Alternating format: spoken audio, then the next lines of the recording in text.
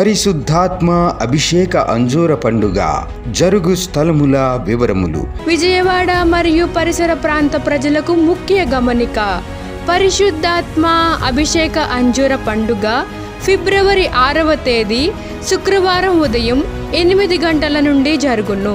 స్థలం హనుమంతరాయ గ్రంథాలయం, ఏలూరు లాకుల సెంటర్, గాంధీనగర్, విజయవాడ. మార్పును గమనించగలరు. పల్నాడు జిల్లా దాచేపల్లి. పరిశుద్ధాత్మ అభిషేక అంజూర పండుగ జరుగు స్థలముల వివరములు. హైదరాబాద్లో ఫిబ్రవరి 3వ తేదీ మంగళవారం ఉదయం 8 గంటలని సుబ్బలక్ష్మి నగర్. బేతెస్తా సిలువ కోనేరు పండుగ ప్రతి నెల 2వ ఆదివారం ఉదయం 9 గంటల నుండి అడ్డాడ స్వస్థతశాల నందు జరుగును. ఆది దేవుడు తన ప్రియ సేవకుడైన క్రీస్తు రాయబారి గారికి బయలుపరచగా ప్రజలందరి క్షేమం కొరకు నిర్వహించబడుచున్న ఈ బేతెస్తా సిల్వ కోనేరు పండుగలో పాల్గొని కోనేరులో దిగగా అనేక మంది రోగులు స్వస్థత పొందుకొనుచున్నారు. గర్భఫలం లేని వారికి దేవుడు తన మహాదయలో బిడ్డలను ప్రసాదించుచున్నాడు. సమస్యలలో ఉన్న వారనేకులు తమ సమస్యల నుండి విడిపించబడుచున్నారు. కావున చూస్తున్న మీరు ఏ విధమైన సమస్యలతో బాధపడుచున్నను రండి. అడ్డాడ స్వస్థతశాల నందు ప్రతి నెల 2వ ఆదివారం అనగా ఫిబ్రవరి 8వ తేదీ ఆదివారం ఉదయం 9 గంటల నుండి జరిగే బేతెస్తా సిలువ కోనేరు పండగలో తప్పక పాల్గొనండి.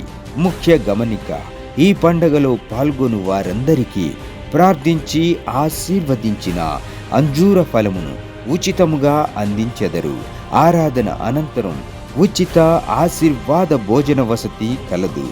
రండి, పాల్గొనండి, దైవాశీర్వాదములను పొందండి. మాది ములుగు జిల్లా ఏటూరు నాగారం మండలం. మాది చిన్న గ్రామం రామన్నగూడెం. మరి నా బిడ్డ పెళ్ళి ఇప్పుడు 5 సంవత్సరాలు అయింది. నా బిడ్డ గర్భఫలం లేదు. ఇక హాస్పిటల్లో చూస్తే మా అల్లుని కొంచెం రక్త కణాలు తక్కువ ఉన్నాయి, అవి సరి కావాలంటే మందులు వాడాలన్నారు. నేను అన్నా, ప్రభువా, నేను మందులు వాడేంత సోమతి కూడా నా దగ్గర లేదని ఇప్పుడు 5 సంవత్సరాల కాంచి నేను ప్రార్థిస్తూనే ఉన్నా. అక్కడ నుండి చూస్తూ ఉన్నాం ఊరికే టీవీలో చూసి ఇక్కడికి వచ్చినాం. ఇక్కడికి వచ్చినాక ఆ ఒక్క నైట్ ఇక్కడ ఉన్నాం, ప్రార్థన చేయించుకొని పోయినాం. మరి నా బిడ్డకు ఇప్పుడు ప్రెగ్నెంట్. ఈ కొద్ది సాక్ష్యం దేవుడు దీవించును గాక. హల్లెలూయా. పరిశుద్ధాత్మ అభిషేక అంజూర పండుగ జరుగు స్థలముల వివరములు. విజయవాడ మరియు పరిసర ప్రాంత ప్రజలకు ముఖ్య గమనిక. పరిశుద్ధాత్మ అభిషేక అంజూర పండుగ ఫిబ్రవరి 6వ తేదీ శుక్రవారం ఉదయం 8 గంటల నుండి జరుగును. స్థలం హనుమంతరాయ గ్రంథాలయం, ఏలూరు లాకుల సెంటర్, గాంధీనగర్, విజయవాడ. మార్పును గమనించగలరు. Praise the lord. అందరికీ షాలోమ్. ఈ కార్యక్రమం చూస్తున్న మీకు ప్రభు అయిన యేసుక్రీస్తు నామములో కృపాక్షేమములు అనుగ్రహించబడునుగాక. ఆమేన్. ఈ సమయంలో దైవజనుడు మా తండ్రి గారైన క్రీస్తు రాయబారి గారు మీ కొరకు శ్రేష్టమైన వాక్యాన్ని అందించి మీ కొరకు ప్రత్యేక ప్రార్థనలు చేయబోతున్నారు. మరి శ్రద్ధగా దేవుని వాక్యాన్ని విందామా? Praise the lord. ప్రభు అయిన యేసుక్రీస్తు నామములో మీ అందరికీ శుభములు తెలియజేస్తున్నాను. షలోమ్. అంతా బాగున్నారా అండి? ఏం బాగులే పాస్టర్ గారు, బాధలన్నీ అట్లాగే ఉన్నాయని అంటున్నారా? ఈ బాధలు, కష్టాలు మిమ్మల్ని బాధ పెడుతున్నాయేమో కానీ మీకు ఒక విషయం తెలుసా? ఈ బాధలలో నుండి, కష్టాలలో నుండి విడిపించడానికి దేవుడు మీకు సమీపంగా ఉన్నాడనే సత్యాన్ని కూడా మర్చిపోకండి. దేవుడు మనకు సమీపంగా ఉన్నాడు. ఆమేన్ చెప్పండి గట్టిగా. ఇక దేవుని వాక్యాన్ని ఈరోజు మనం ధ్యానించుకుందాం. కీర్తనల గ్రంథము 102వ అధ్యాయము 4వ వాక్యాన్ని చదువుతున్నాను, శ్రద్ధగా వినండి. ఎండ దెబ్బకు వాడిన గడ్డి వలె నా హృదయము వాడిపోయి ఉన్నది అంటున్నాడు ఇక్కడ భక్తుడు. ఇది ఏ సందర్భంలో, ఏ పరిస్థితుల్లో ఇలా మాట్లాడుతున్నారు అని కనుక మనం చూస్తే, ప్రాణము సొక్కిపోయినవాడు అంటే ఇక ఒంట్లో ఓపిక లేకుండా బ్రతుకంతా భారం అయిపోయి, ఒక రకంగా చెప్పాలంటే నీరైపోయింది ప్రాణం, ఒళ్ళంతా నీరైపోయింది. 2 రకాలుగా మాట్లాడతారు ఈ మాట. ఒకటి, నా ప్రాణం నీరైపోయింది అని అంటారు, అంటే నీరు కారిపోతుంది, అది నిలబడి ఉండదు. అలాగే నా ఒళ్ళంతా నీరైపోయింది, అందుకనే సొమ్మసిల్లి పడిపోయాను అంటారు. ఇలాగున ప్రాణం నీరైపోయినవాడు, ప్రాణం సొక్కిపోయినవాడు దేవునికి చేస్తున్న ప్రార్థన ఈ కీర్తనలో. ఈ ప్రార్థన గురించి ఏమంటున్నాడనంటే, ఎండ దెబ్బకు వాడిన గడ్డి వలె నా హృదయం ఉంది అని అంటున్నాడు.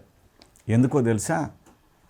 ఇక నా పరిస్థితి అలాగైపోయింది అని అనడానికి కారణం ఏంటనంటే, ఆ క్రింద వచనాల్లో చూస్తే పరిస్థితి ఎలా ఉంది. 7వ వాక్యం, రాత్రి మెలకువగా నుండి ఇంటి మీద ఒంటిగానున్న పిచ్చుక వలె ఉన్నాను అంటున్నాడు. అది పరిస్థితి. నాకంటూ ఎవ్వరు లేరు, నన్నంటూ ఆదరించడానికి నాకెవరూ లేరు. ఇప్పుడు నా పరిస్థితి ఎలా ఉందనంటే ఒంటరి బ్రతుకు. అందరూ ఉన్నారని చెప్పుకోవడానికి చాలామంది ఉన్నారు, కానీ నా కష్టకాలంలో నాకు అండగా ఉండేవాళ్ళు ఎవరు లేరు. అది ఇక్కడ చెప్తున్నాడు భక్తుడు.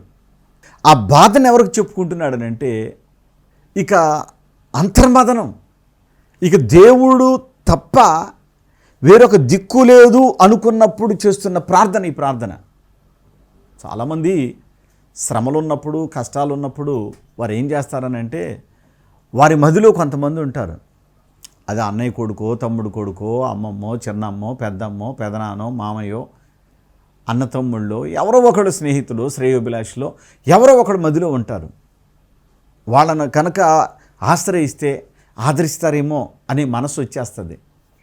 కానీ ఇప్పుడు ఏ దిక్కు లేనప్పుడు ఎలా ఉంటుంది చెప్పండి? ఏ ఆధారం లేనప్పుడు ఎలా ఉంటుందో చెప్పండి? అప్పుడు వచ్చే మాటలే ఇవి. అప్పుడు అతను కూడా ఉన్నారు కొందరు. వారు ఎలా ఉన్నారు? ఇతని మీద వెర్రి కోపంతో ఉన్నారంట. అంటే ఇతను కనపడితే చాలు కడుపు రగిలిపోయినంత కోపం, శత్రుభావమే ఎక్కువ. ఇతనికి ఎవరన్నా కనపడ్డారా? వాళ్ళు శత్రువులే కనపడుతున్నారు. పోనీ అతను ఎవరికి కనపడ్డా అంటే శత్రువులే. అంటే ఎటు చూసినా శత్రువులే కనపడుతున్నారు. శత్రువులు ఎలా ఉంటారు అని చెప్తున్నాడంటే, వారు వెర్రి కోపంతో ఉన్నారు నా మీద అంటాడు. వెర్రి కోపం అంటే కనబడితే చంపేస్తామన్నట్టుగా. నువ్వు అసలు నా కళ్ళకు కనబడబాకు అన్నట్లుగా ఇంత వెర్రి కోపంతో నా శత్రువులు ఉన్నారు అని చెప్పాను అంటున్నాడు. ఇప్పుడు నేను ఎలా ఉన్నానంటే ఒంటరివాడిని, నాకంటూ ఎవరు లేరు. మరి ఒంటరివాడి పరిస్థితి ఏమిటి? ఒంటరివాడి గతి ఏమిటి? ఈ లోకంలో ఒంటరివాడికి ఎవడుంటాడు తోడు? ఎవడు ఉండడు కదండి. ఈ సమాజాన్ని చూస్తున్నారు కదా మీరు. కాస్తంత డబ్బులుండి, కాస్తంత ఆరోగ్యం ఉండి, సమాజంలో కాస్త విలువ ఉంటే వద్దన్నా అతని వెనక తిరిగే మనుషులు చాలామంది ఉంటారు. కానీ ఏమీ లేని వాడు వెనక ఎవరు తిరుగుతారండి? మీరు చెప్పండి, ఎవరు తిరుగుతారు? అందుకని ఇక్కడ ఏమని వ్రాయబడి ఉందనంటే, చాలా జాగ్రత్తగా వినాలి. నేను రాత్రి వేళ అంటే చీకటిలో ఒంటరిగా ఉన్న చిన్న పిచ్చుక బిక్కు బిక్కుమంటూ భయంతో ఎలా బ్రతుకుద్దో నా బ్రతుకు అలా ఉంది. ఇలాంటి బ్రతుకులో చూడండి శత్రువులు ఎలా చూస్తున్నారు అన్నాడనంటే 8వ వాక్యం, దినమెల్లా నా శత్రువులు నన్ను నిందించుచున్నారు, నా మీద వెర్రి కోపము గలవారు నా పేరు చెప్పి శపింతురు. ఒకటి నన్ను శపిస్తున్నారు, చీ వాడి గురించి చెప్పబాకండి, చీ ఆమె గురించి చెప్పబాకండి అని అసహించుకుంటున్నారు. వెర్రి కోపంతో నింపబడుతున్నారు, చాలా హీనంగా మాట్లాడుతున్నారు. అలాంటి దయనీయ స్థితిలో ఈ మనుషుడు ఉన్నాడండి, ఈ భక్తుడు. ఈరోజు నా ప్రియ దేవుని బిడ్డ, నువ్వు అలాంటి పరిస్థితుల్లో ఉన్నావా? ఒకప్పుడు నీవు అందరికీ ఇష్టమైన మనిషివే, కానీ ఇప్పుడు చేతిలో డబ్బు లేకపోయినా, ఒంట్లో ఆరోగ్యం లేకపోయినా, సమాజంలో విలువ కోల్పోయినా, ఇప్పుడు ఒంటరిగా ఉన్నాము మేము, మా కుటుంబం అంతా ఇట్లా అయిపోయిందని మీరు అనుకుంటున్నారా? నువ్వు ఒకవేళ వెర్రి కోపంతో నీ శత్రువులు నీ మీద ఎగబడుతున్నారా? అప్పుడు నువ్వేమైపోతున్నావు? ఏడుస్తున్నారా? అవును, కీర్తనకారుడు కూడా ఇక్కడ అదే చెబుతున్నాడు. ఏమనంటే 10వ వాక్యం, నా పానీయముతో నా కన్నీళ్లు కలుపుకొనుచున్నాను.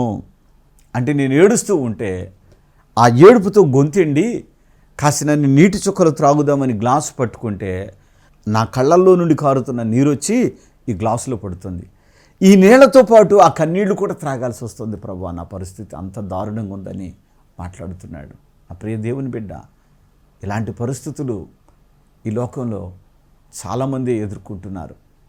అవును, శత్రువు అంటే మనుషులే కాదు, అనారోగ్యం అనే శత్రువు, ఆర్థిక సంబంధమైనటువంటి శత్రువు, ఆర్థికంగా చితికిపోయి చిన్నాభిన్నమైపోయి అప్పుల వాళ్ళు వచ్చి ఇంటి ముందుకు నిలబడి, నువ్వు మనిషివా పశువా, అన్నం తింటున్నావా గడ్డి తింటున్నావా, మా సొమ్మును ఎప్పుడు ఇస్తావు చెప్పాను అన్నప్పుడు గుండె బ్రద్దలైపోతూ ఉంటుంది. ఏం చేయాలో అర్థం కాని పరిస్థితి. ఒక్కొక్కసారి ఎందుకు బ్రతుకుతున్నానా అసలు నేను ఎంతకాలం బ్రతుకుతాను అని ఆందోళనతో కూడినటువంటి రోజులు గడుపుతూ ఉన్నావేమో. దేవుడు మీతో మాట్లాడుతున్నాడు. ఈరోజు నేను ఒంటరిదానిని, ఒంటరివాడిని, ఒంటరి కుటుంబం మాదని నువ్వు అనుకుంటున్నావా? మీ శత్రువులంతా మిమ్మల్ని నిందిస్తూ ఉన్నారా? దూషిస్తూ ఉన్నారా? ద్వేషిస్తూ ఉన్నారా? ఎండ దెబ్బకు వాడిపోయిన గడ్డి వలె నీ హృదయం ఉన్నదా? ఉంటే ప్రభువు నీతో మాట్లాడుతున్న ఈ మాట చాలా జాగ్రత్తగా వినాలి. 17వ వాక్యం చదువుతున్నాను. ఆయన ఎవరు? ఆయన నీవు ఆరాధించి నీవు సేవిస్తూ ఉన్న నజరేయుడైనటువంటి యేసునాథుడు, తండ్రి అయిన జీవాధిపతి అయిన దేవాది దేవుడు యెహోవాయే. అంతేకాదు నీకోసం ఈ భూమి మీద సంచరిస్తూ ఉన్న పరిశుద్ధాత్మ దేవుడు మీతో అంటున్న మాట జాగ్రత్తగా వినాలి. ఏమిటా మాట అంటే, ఇదిగో ఆయన దిక్కులేని దరిద్రుల ప్రార్థన నిరాకరింపక. ఈ లోకంలో నీకంటూ ఎవ్వరు లేకపోవచ్చు గాక, ఈ లోకంలో నిన్నంటూ ఎవరు మెచ్చుకోకపోవచ్చు గాక, ఈ లోకంలో బిడ్డా నేనున్నా నీకు అని నీ పక్షాన నిలబడేవాళ్ళు ఒక్కడు కూడా లేకపోవచ్చు గాక. కానీ ఒక విషయం తెలుసా, వీళ్ళందరూ ఉంటే ఎంత పోతే ఎంత, కానీ నీ పక్షాన సృష్టికి కర్త అయిన దేవుడు ఈ రోజు నుండి నీ పక్షాన్ని నిలబడి ఉంటాడు. ఆమేన్ చెప్పాలి గట్టిగా. హల్లెలూయా. ఈ రోజు నుండి దేవుడు నీ పక్షాన ఉంటాడు. ఆయన వ్రాయబడి ఉంది అక్కడ, ఆయన దిక్కులేని దరిద్రుల ప్రార్థన నిరాకరింపక వారి ప్రార్థన వైపు తిరిగాడంట. ఆమేన్. హల్లెలూయా. చూడండి దేవుడు ఎంత చక్కని మాట మాట్లాడుతున్నాడు. ఈ రోజున నువ్వు ఏ కష్టంతో ఉన్నావో, ఏ బాధతో ఉన్నావో, ఏ ఇబ్బందితో ఉన్నావో, నీకంటూ ఎవరు లేరేమో, అయినా భయపడొద్దు. నువ్వు భయపడొద్దు. కారణం ఏంటనంటే నీ పక్షాన దేవుడు నిలబడ్డాడు, నీ ప్రార్థన వినటానికి నిలబడ్డాడు. అడుక్కు తినే గుడ్డివాడు, దావీదు కుమారుడా నజరేయుడైన యేసు నన్ను కరుణించుము అని ఎప్పుడైతే కేకలు పెట్టాడో అందరూ వెళ్ళిపోతూ ఉంటే, ఆ మరికొందరు గుడ్డివానిని తృణీకరించి గద్దిస్తూ ఉంటే, వెళ్ళిపోతున్నాడు అనుకున్న యేసయ్య నిలబడి, నా నుండి నువ్వేమైనా పొందాలనుకుంటున్నావా, నన్ను ఏం చేయమంటావు అని ఎప్పుడైతే యేసయ్య నిలబడి ఉన్నాడో, ఆ గుడ్డివాడు యేసయ్య దగ్గరకు వచ్చాడు. ఆ గుడ్డివాడిని అంటారు, ఆయన నిన్ను పిలుస్తున్నాడు, ధైర్యం తెచ్చుకో అన్నారు. అంతే, గుడ్డివాడిని ధైర్యం తెచ్చుకున్నాడు, వచ్చాడు. నేనేం చేయగోరుతున్నావు నువ్వు అని యేసు ప్రభువారు చెప్పారు. అంటే అయ్యా నా కళ్ళు చూపివన్నాడు. ఇది లోకానికి అసాధ్యమే, పుట్టుక నుండి కళ్ళు లేని వాడి కళ్ళు ఇవ్వడం అసాధ్యమే. కానీ యేసయ్య ఏం చేశాడు తెలుసా, వాని కన్నులను ముట్టి స్వస్థపరిచాడు. అదే దేవుడు ఈరోజు నీతో అంటున్న మాట ఏమిటి తెలుసా, నీ ప్రార్థనను కూడా ఆయన వింటున్నాడు. ఆయన నిన్ను తృణీకరించటం లేదు. దిక్కులేని దరిద్రుల ప్రార్థన నిరాకరింపక వారి ప్రార్థన వైపు తిరిగి ఉన్నాడంట. తిరిగి ఏం చేస్తాడు యేసయ్య? ఏం చేస్తాడు అనంటే, శ్రమలో నీకు తోడై ఉంటాడు. ఆమేన్. ఆయన తోడై ఉన్నాడు అనుకో, ఆయన శ్రీమంతుడు, నీకు కావలసిన సమృద్ధి ధనాన్ని దేవుడు నీకు దయచేస్తాడు. ఆమేన్ చెప్పండి గట్టిగా. శ్రీమంతుడు. ఇక ఒకవేళ నువ్వు రోగిగా ఉన్నావా, అందుకే ఒకవేళ నువ్వు తృణీకరించబడుతున్నావా, డబ్బంతా నీకే పెడుతున్నావు హాస్పిటల్కి అని అంటున్నారా? ఈరోజు విశ్వాసం ఉంచు. అయితే నా దేవుడు ఈరోజు నన్ను విశ్వాసం ఉంచిన నీ జీవితంలో అద్భుతమైన స్వస్థతను చేయబోతున్నాడు. హల్లెలూయా. దేవుడు నీకు స్వస్థత ఇవ్వబోతున్నాడు. ఆమేన్. ఎండకు ఎండిన గడ్డి వలె నీ హృదయం వడిలిపోయిందేమో, వాడిపోయిందేమో, దానిని ఆయన చిగురింపజేయబోతున్నాడు. నీరు కట్టిన తోట ఉబ్బుకుతూ ఉన్నటువంటి నీరు ఎక్కడైతే ఉంటుందో ఆ ప్రాంతం అంతా పచ్చగా ఉన్నట్లు నా దేవుడు ఈ రోజున నీకు శ్రేష్టమైన ఆరోగ్యం దయచేయబోతున్నాడు. ఆమేన్. నువ్వే కష్టంతో ఉన్నావో, ఒకవేళ ఆర్థికంగా చితికిపోయి అందరిలో తృణీకరించబడ్డావా, ఈరోజు మొదలుకొని మీరు చేసే పనులలో దేవుడు తోడుండి మీ రాబడిని మీ ఇంటికి నడిపిస్తాడు. ఆమేన్. ఇక తినగా మిగులుద్ది. హల్లెలూయా. అప్పులు వాళ్ళకి సరిపోతుంది అన్నట్టు కాదు, అప్పులు వాళ్ళ వడ్డీలకు చాలట్లేదు అన్నట్టు కాదు. నీ అప్పులు తీరిపోతాయి, నీ అవసరాలు తీరుతాయి, నీవు తినగా మిగిలేటట్టు దేవుడు మిమ్మల్ని ఆశీర్వదించబోతున్నాడు. ఆమేన్ చెబుదాం గట్టిగా. హల్లెలూయా. ఆయన అంత అద్భుతం చేయబోతున్నాడు ఈరోజు మీ జీవితంలో. కళ్ళల్లో నుండి కారుతున్న నీళ్ళనే, కన్నీళ్ళనే వింటున్నారా, పానము చేయనప్పుడు ఆ నీళ్ళలో కలిసాయేమో, అంత దుఃఖాన్ని ఎదుర్కొన్నావేమో. ఇప్పుడు నీ దుఃఖము నీ తూర్పులు ఒక కాకి గనక కావు కావుమని అడుగుతుంటే దానితో చికాకు వచ్చేస్తూ ఉంటుంది, ఏంట్రా దీని మోత అని. అప్పుడు ఒక క్యాట్ బెల్ తీసుకుని అలా చూపించగానే అది మళ్ళా కంటికి కనపడినంత దూరం వెళ్ళిపోతుంది. ఇప్పటి వరకు శ్రమలు అనేవి ఇదిగో నిన్ను శోధించి నీ బుర్రను తినేసి, నీ మనసును తినేసి, నీ మనసాక్షిని కలవరపరిచేసినటువంటి శ్రమలన్నీ ఇప్పుడు నా యేసయ్య మీద మీరు ఉంచిన విశ్వాసమును బట్టి ఆయన మీ ప్రార్థనను ఆలకించి ఇదిగో ఆ కాకి గనక క్యాట్బెల్ని చూసి పారిపోయినట్లుగానే ఇప్పుడు మీ దుఃఖము నిట్టూర్పులు మొత్తం ఎగిరిపోతాయి. ఆమేన్. చూద్దామన్నా కనపడవు, అంత అద్భుతం దేవుడు చేస్తాడు. హల్లెలూయా. నమ్మితే దేవునికి స్తోత్రం చెప్పండి. నమ్మితే దేవునికి స్తోత్రం చెప్పండి. హల్లెలూయా. నా ప్రియమైన దేవుని పిల్లలారా, ఈరోజు వాక్యం వింటున్న మీ అందరితో దేవుడు మాట్లాడుతున్న ఈ మాటలు అత్యాసక్తితో ఆలకించండి. ఆయన మిమ్మల్ని ఏం చేయబోతున్నాడనంటే, ఆయన దిక్కులేని దరిద్రుల ప్రార్థన నిరాకరింపక వారి ప్రార్థన వైపు తిరిగాడు. పుట్టుక నుండి కంటి చూపు లేని వాని కోసం యేసు ప్రభు ఎలాగైతే తిరిగి అదిగో బాగు చేశాడో, ఈ రోజున జీవితంలో అన్ని కష్టాలే, అన్ని బాధలే, అన్ని సమస్యలే, అన్ని ఒడిదుడుకులే ఎదుర్కొంటున్నారు కదా. ఇప్పుడు మీ జీవితాల్లో కూడా దేవుడు అద్భుతం చేయబోతున్నాడు. నమ్మండి, అంతే. ప్రభు దీవించేస్తాడు. అద్భుతాలు దేవుడు చేసేస్తాడు మీకు. ఆమేన్ చెప్పండి గట్టిగా. సూచక క్రియలు చేస్తాడు దేవుడు మీకు. మహత్కార్యాలు చేస్తాడు దేవుడు మీకు. మీరు కోరుకున్న కోరికలు, మీరు కోరుకున్న కార్యాలు దేవుడు చేస్తాడంతే, అనుమానం లేదు. నమ్మండి. నమ్మటమే. విశ్వాసులారా, ఓ క్రైస్తవులారా, దేవుని మాట వింటున్న దేవుని పిల్లలారా, మనకు ఉండవలసింది ఏంటంటే దేవుని నమ్మటమే. నమ్ముట నీ వలన గనక అయితే, అర్థమవుతుందా? నాకెవరు లేరు, వాళ్ళు లేరు, వీళ్ళు లేరు, నేనేం బాగుపడతాను అనుకుంటావా? అనుకోబాకు. ఎవరున్నా బాగుపడవు, నిలువున ముంచేస్తారు. నీకు దేవుడు ఉంటే చాలు, అలా పైకి లేపుతాడు. హల్లెలూయా. నువ్వు పైకి లేకాలనుకుంటే యేసుని నమ్ము, మునిగిపోవాలనుకుంటే లోకాన్ని నమ్ము. ఇప్పుడు మునిగిపోతామా? వద్దు, అస్సలు మునిగిపోవద్దు. ఇప్పటివరకు మునిగింది చాలు. మనుషులను నమ్మి నిండా మునిగారు. చాలు. యేసు ప్రభువుని నమ్మి క్రీస్తులు అలా వర్ధిల్లుదురుగాక. ఆమేన్ చెప్పండి గట్టిగా. హల్లెలూయా. మరి ఆశీర్వాదం కోరుకుంటున్నారా? నేను వర్ధిల్లాలని కోరుకుంటున్నారా? అవును. ఎండ దెబ్బకు వాడిపోయిన గడ్డిలాగా నా గుండె, నా హృదయము వడిలిపోయింది.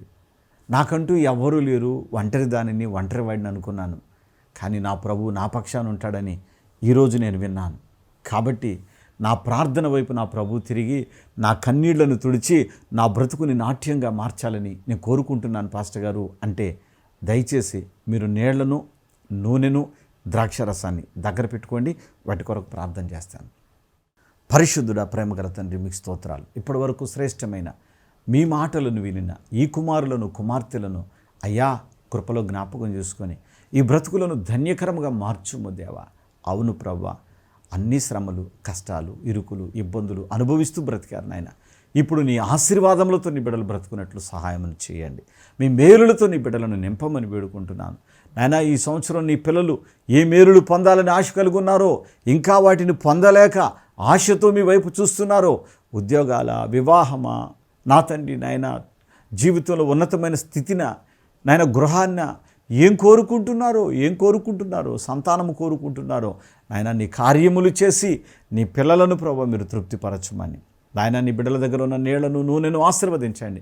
ఈ సంవత్సరంలో మిమ్మల్ని గణపరచడానికి ఒక టీవీ కార్యక్రమానికి కానుక ఇచ్చి సువార్త అనే విత్తనాన్ని విత్తి ఆశీర్వాదం అనే దీవెనలు పొందాలని కోరుకుంటున్న ప్రతి బిడ్డను ఆశీర్వదించండి. ఈరోజు ఈ టీవీ కార్యక్రమానికి స్పాన్సర్ చేసిన కుటుంబాన్ని దీవించి నాయనా, మీ స్వార్థ విత్తనాన్ని నాటిన ఈ కుటుంబానికి మీ ఆశీర్వాదపు పంటను సమృద్ధిగా దయచేయమని యేసు నామమును వేడుకొనుచున్నాను తండ్రి. ఆమేన్. షాలోమ్. పరిశుద్ధాత్మ అభిషేక అంజూర పండుగ జరుగు స్థలముల వివరములు. విజయవాడ మరియు పరిసర ప్రాంత ప్రజలకు ముఖ్య గమనిక. పరిశుద్ధాత్మ అభిషేక అంజూర పండుగ ఫిబ్రవరి 6వ తేదీ శుక్రవారం ఉదయం 8 గంటల నుండి జరుగును. స్థలం హనుమంతరాయ గ్రంథాలయం, ఏలూరు లాకుల సెంటర్, గాంధీనగర్, విజయవాడ. మార్పును గమనించగలరు. బేతెస్తా సిలువ కోనేరు పండుగ ప్రతి నెల 2వ ఆదివారం ఉదయం 9 గంటల నుండి అడ్డాడ స్వస్థతశాల నందు జరుగును. ఆది దేవుడు తన ప్రియ సేవకుడైన క్రీస్తు రాయబారి గారికి బయలుపరచగా ప్రజలందరి క్షేమం కొరకు నిర్వహించబడుచున్న ఈ బేతెస్తా సిల్వ కోనేరు పండుగలో పాల్గొని కోనేరులో దిగగా అనేక మంది రోగులు స్వస్థత పొందుకొనుచున్నారు. గర్భఫలం లేని వారికి దేవుడు తన మహాదయలో బిడ్డలను ప్రసాదించుచున్నాడు. సమస్యలలో ఉన్న వారనేకులు తమ సమస్యల నుండి విడిపించబడుచున్నారు. కావున చూస్తున్న మీరు ఏ విధమైన సమస్యలతో బాధపడుచున్నను రండి అడ్డాడ స్వస్థతశాల నందు ప్రతి నెల 2వ ఆదివారం అనగా ఫిబ్రవరి 8వ తేదీ ఆదివారం ఉదయం 9 గంటల నుండి జరిగే బేతెస్తా సిలువ కోనేరు పండగలో తప్పక పాల్గొనండి. ముఖ్య గమనిక, ఈ పండగలో పాల్గొను వారందరికీ ప్రార్థించి ఆశీర్వదించిన అంజూర ఫలమును ఉచితముగా అందించెదరు. ఆరాధన అనంతరం ఉచిత ఆశీర్వాద భోజన వసతి కలదు. రండి, పాల్గొనండి, దైవాశీర్వాదములను పొందండి. పరిశుద్ధాత్మ అభిషేక అంజూర పండుగ జరుగు స్థలముల వివరములు. మాచర్లలో ఫిబ్రవరి 17వ తేదీ మంగళవారం ఉదయం 8 గంటల నుండి జరుగును.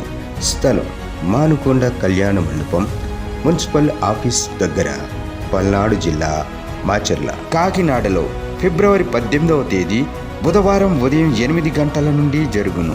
స్థలం universal community hall, Gandhinagar, Mohammed Ali street, Kakinada. వినుకొండలో ఫిబ్రవరి 18వ తేదీ అమ్ములపాలెం రోడ్, బాపట్ల.